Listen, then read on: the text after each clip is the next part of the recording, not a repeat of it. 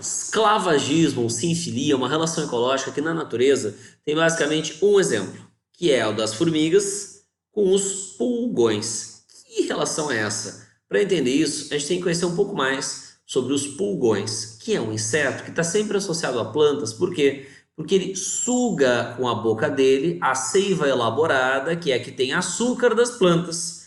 O interessante é que essa seiva entra com uma pressão tão grande nos pulgões que muitas vezes boa parte dela sai pelo ânus do bicho, entendeu? Então atravessa todo o sistema digestivo e já sai uma gotinha de seiva elaborada rica em açúcar da bunda dele, certo? Pulgões podem infestar plantas, certo? São grandes pragas de lavouras ou mesmo de hortas de dentro de casa. Ok. E as formigas, professor, não é anormal quando pulgões infestam uma planta, as formigas ficarem na volta deles. Qual que é o interesse delas? Vamos dar uma olhada nesse vídeo porque ele vai esclarecer. Olha ali, ó, o pulgão agora ele vai fazer cocô e ela comeu o cocô do pulgão, que nada mais é do que seiva elaborada. Então, essa seiva elaborada, pessoal, ela se alimenta dela e é muito útil para a formiga. Então, essa relação ecológica, o que o pulgão dá para as formigas é, claro, alimento.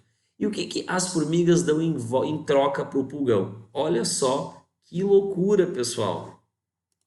Aqui você vê uma formiga levando o pulgão para o lugar que ela quer e elas agrupando todos os pulgões aqui no alto da planta, como se fosse assim uma fazenda. Nossa, professor, mas os pulgões eles estão privados da sua liberdade porque elas estão colocando eles aonde elas querem, eles não podem sair dali, eles estão presos, eles estão escravizados, por isso que o nome é esclavagismo. É tudo isso. Mas olha só que interessante. Quando a joaninha, que é um predador natural do pulgão, começa a comer os pulgões que estão escravizados por uma formiga, meu, ela fica louca. Vamos, sai, cai fora, vaza, são os meus pulgões, aqui eu que estou comendo, vaza. Então elas começam a atacar as joaninhas e acabam enxotando as joaninhas para longe da sua fazenda de pulgões, certo? Então os pulgões, claramente, eles são protegidos. E os cientistas viram que pulgões protegidos por formigas sobrevivem e deixam muito mais descendentes do que aqueles que não são protegidos. Então, apesar deles terem a sua liberdade privada, no que se refere a sobreviver e deixar descendentes, ser protegido, ser escravizado pelas formigas, acaba sendo uma vantagem biológica. Nesse sentido, o esclavagismo, apesar do nome, ele não é uma relação mais-menos, ele é uma relação, olha ali, ó, mais, porque ambos os participantes saem beneficiados. Isso se enquadraria mais num mutualismo ou numa proto-cooperação, porque ambas são relações ecológicas entre espécies diferentes, interespecíficas e harmônicas, ou seja, sem prejudicados. Só que o mutualismo, e que beneficiam ambas as partes. Só que o mutualismo, ele é obrigatório.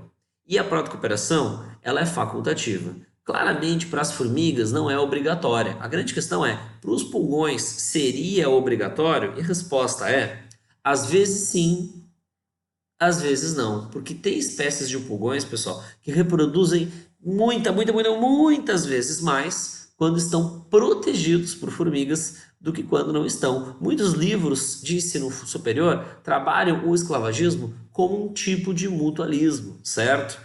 Muitos outros, entretanto, tratam como uma proto-cooperação, tá? Então fica um lance meio complicado assim de dizer, é polêmico até entre os cientistas. Portanto, talvez o mais adequado seja, estou respondendo, esclavagismo, uma relação mais, saber os ganhos. E aí, se te perguntar se é mutualismo ou proto-cooperação, bom, aí tu vai ter que ler as pistas que o enunciado te der. Se ele sugerir obrigatoriedade, vai de mutualismo. Se ele não sugerir isso, aí o padrão mesmo é ir de proto-cooperação. A princípio, a gente vai de proto-cooperação, até porque a proto-cooperação é chamada de um mutualismo facultativo. Se ele frisar bem a obrigatoriedade, vai de mutualismo. E é no contexto que a gente ganha.